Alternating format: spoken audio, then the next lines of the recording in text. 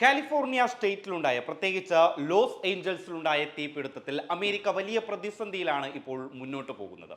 ഏതാണ്ട് 150 കോടി ബില്യണിലധികം നാശനഷ്ടം ഇവിടെ ഉണ്ടായിട്ടുണ്ട് എന്നുള്ളതാണ് കണക്കാക്കപ്പെടുന്നത്. ഇതുവരെ 11 മരണങ്ങളാണ് സ്ഥിരീകരിച്ചിട്ടുള്ളത്. മരണസംഖ്യ ഇനിയും ഉയരാം എന്നുള്ളത് തന്നെയാണ് അമേരിക്കൻ മാധ്യമങ്ങൾ റിപ്പോർട്ട് ചെയ്യുന്നത്.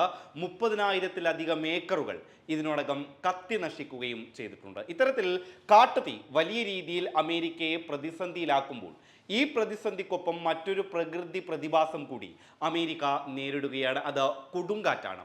ഈ കാട്ടുതീ വലിയ രീതിയിൽ കത്തി അന്തരീക്ഷത്തിലേക്ക് പോയി അന്തരീക്ഷം ചൂടുപിടിക്കുമ്പോൾ സ്വാഭാവികമായി ഇത്തരത്തിലൊരു കാറ്റുണ്ടാകാറുണ്ട്. ആ ഒരു കാറ്റാണ് ഇപ്പോൾ അമേരിക്കയിൽ വന്നുകൊണ്ടിരിക്കുന്നത്.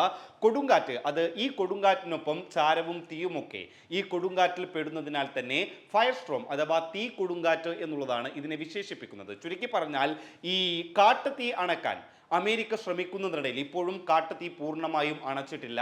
സാധാരണഗതിയിൽ ഉണ്ടാകുന്ന തീയേക്കാൾ അപകടമാണ് കാട്ടുതീ. കാരണം സാധാരണ ഉണ്ടാകുന്ന തീയേക്കാൾ കൂടുതൽ വേഗത്തിൽ ഈ കാട്ടുതീ ആളിപ്പടരും. കൂടാതെ തീയുടെ ഗതിവിഗതികൾ മനസ്സിലാക്കാൻ സാധിക്കില്ല എന്നുള്ളത് ഈ കാട്ടുതീയുടെ മറ്റൊരു പ്രത്യേകതയാണ്. അതുകൊണ്ട് തന്നെ പൂർണ്ണമായും ഇപ്പോൾ കാലിഫോർണിയ സ്റ്റേറ്റിലുണ്ടായിട്ടുള്ള കാട്ടുതീ അണക്കാൻ അമേരിക്കക്ക് സാധിച്ചിട്ടില്ല. അതിനിടയിലാണ് ഈ കൊടുങ്കാറ്റുകൂടി, അതായത് തീ കൊടുങ്കാറ്റുകൂടി അമേരിക്കയെ ബാധിച്ചിരിക്കുന്നത് എന്നുള്ളത് അമേരിക്കയുടെ സുരക്ഷാ ഉദ്യോഗസ്ഥരെ കൂടുതൽ തലവേദനയിലായിട്ടുന്ന ഒരു കാര്യമാണ്. അതേസമയം അമേരിക്കയിൽ ഈ കാട്ടുതീ അണക്കുന്നതുമായി ബന്ധപ്പെട്ടുകൊണ്ട് ഒട്ടനേകം വിവാദങ്ങളൊക്കെ നിലനിൽക്കുന്നുണ്ട്. കാരണം കൃത്യമായിട്ടുള്ള സാങ്കേതിക വിദ്യ ഉപയോഗിച്ചുകൊണ്ടല്ല അമേരിക്കയിലെ സുരക്ഷാ ഉദ്യോഗസ്ഥർ കാട്ടുതീ അണക്കുന്നത്. ചില ക്യാനുകളിലൊക്കെ വെള്ളം കോരിയൊഴിക്കുന്നതിൻ്റെ ദൃശ്യങ്ങളടക്കം സമൂഹ മാധ്യമങ്ങളിൽ വ്യാപകമായി പ്രചരിച്ചതിന് പിന്നാലെ ശാസ്ത്ര സാങ്കേതിക രംഗത്ത് ലോകത്ത് മുന്നിട്ട് നിൽക്കുന്ന രാജ്യം എന്നുള്ള അവകാശവാദം അമേരിക്ക ഉന്നയിക്കുമ്പോഴും ഒരു കാട്ടുതീ അണക്കാൻ അമേരിക്കക്ക് ക്യാനുകളിലൂടെയാണോ വെള്ളം ഒഴിക്കേണ്ടി വരുന്നത് എന്നുള്ള അവസ്ഥ അമേരിക്കകത്ത് നിന്ന് തന്നെ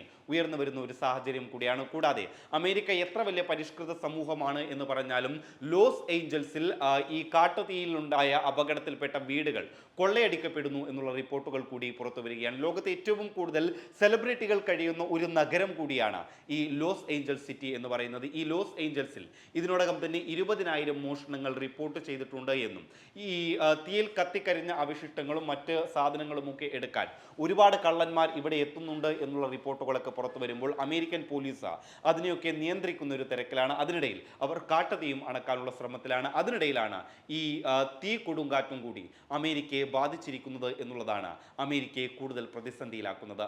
ന്യൂസ് ഡെസ്ക് പബ്ലിക് കേരള.